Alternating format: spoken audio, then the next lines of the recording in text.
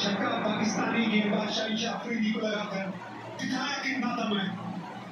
Slow one आगे गेंद बाहर सेकंड गियर पे खूबसूरत शॉट। इससे पहले भी फुल शॉट का छक्का लगा चुके थे तिलक वर्मा। क्या बड़े शॉट के साथ गेम को खत्म करेंगे? 2 रन चाहिए भारत को जीत के लिए।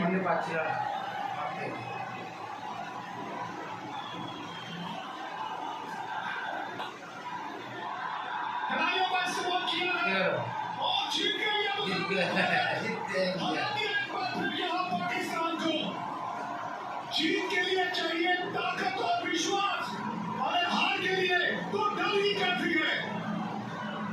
तिलक वर्मा जीत का तिलक पाकिस्तान के सामने भारतीय टीम को लगाते हुए 30 रन नाबाद 19 गेंदों में 26 रन की साझेदारी हार्दिक के साथ। पाकिस्तान जब पावर प्ले में बैटिंग कर रहा था ऐसा लग रहा था आगे, लेकिन बस उसी वक्त लगा के वो आगे। बाकी पूरे मैच में भारत एकदम आगे। 105 रन की जो ओपनिंग साझेदारी हुई उसने ही पूरी तरह से पाकिस्तान को गेम से दूर कर दिया था। Well done India. ये नया इंडिया है, ये नया भारत है। एक ऑफ क्रिकेट खेलना इसको आता है। ये है चक दे इंडिया, चक दे इंडिया। लहराइए तिरंगा, बिल्कुल लहराइए। आज कुछ इसी तरह का कमाल करके दिखाया है इस टीम ने।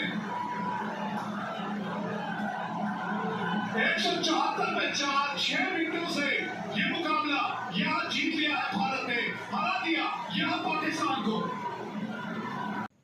এশিয়া কাপে আবারও লজ্জার হার পাকিস্তানের।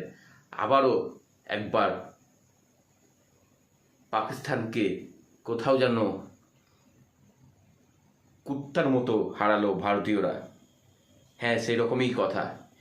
খুব বড় বড় কথা বলেছিল প্রথম দিন, টসের পর হ্যান্ডশেক না করা এবং ম্যাচ উইনিংয়ের পর হ্যান্ডশেক না করা, এরপর বয়কটের কথা বলেছিল। বয়কটের কথা বলে যে পরের ম্যাচ বয়কট করবে, এরকম বিভিন্ন রকমের ধরনের কথা বলা হয়েছিল পাকিস্তানের পক্ষ থেকে। তারপরে সেই দম তো তাদের মধ্যে নেই, কারণ যদি এই টাকা না পায় তাদের ভিখারির একটা দেশ, তাদের দেশ চলবে না। এই টাকা থেকে তাদেরকে দেশ চালাতে হবে। সেক্ষেত্রে পুনরায় খেলতে আসে।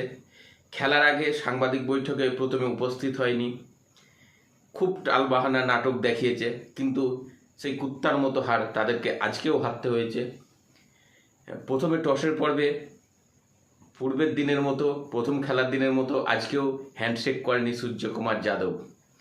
ঠিক আবারও এক যোগ্য জবাব দিয়েছে। তারা যে মাঠের বাইরে বড় বড় কথা বলে লাফিয়েছিল, তাদের পাকিস্তানের এক প্রাক্তন ক্রিকেটার মোহাম্মদ ইউসুফ খুব বড় বড় কথা বলেছিল, কিন্তু তাদের দম ওই মুখের কথাতেই, কাজে নয়। ঠিক সেই একই ঘটনা।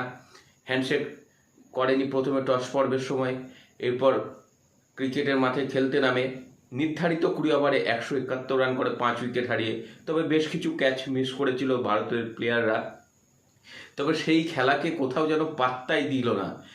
প্রথম 6 ওভারে যেভাবে খেলা নিয়ে গেছিল, 6 ওভারে 69 রান কোনো উইকেট না হারিয়ে, অভিষেক শর্মা এবং শুভমন গিলের যে অনবদ্য জুটি, সেই জুটিতেই কিন্তু কামাল করে দিয়েছে। আর শেষের ফিনিশিংটা দিল তিলক ভার্মা, 6 তারপরে 4। অনবদ্য যে খেলা উপহার দিল, 19 ওভার শেষ না হতেই সেই নির্ধারিত রান তুলে নিয়েছে। 18 ওভার 5 বলে 174 রানে এই ম্যাচ ছিনিয়ে নিয়েছে ভারত, এবং সেই আবারও এক লজ্জাজনক পরিস্থিতি তৈরি করলো পাকিস্তানের কাছে। ম্যাচ জেতার পর কোনো হ্যান্ডশেক না করে তিলক ভার্মা এবং হার্দিক পান্ডিয়া তারা চলে এলেন। ম্যাচ জেতার পর হার্দিক পান্ডিয়া, তিলক ভার্মা চলে আসেন হ্যান্ডশেক না করে, কারণ যেমন কুকুর তার তেমনি মুগুর। ঠিক আবার একই যোগ্য জবাব দিলেন। 19তম ওভারে 4র্থ বলে 6, 5ম বলে 4 মেরে ম্যাচ জয় ছিনিয়ে নিয়ে এসছেন তিলক ভার্মা।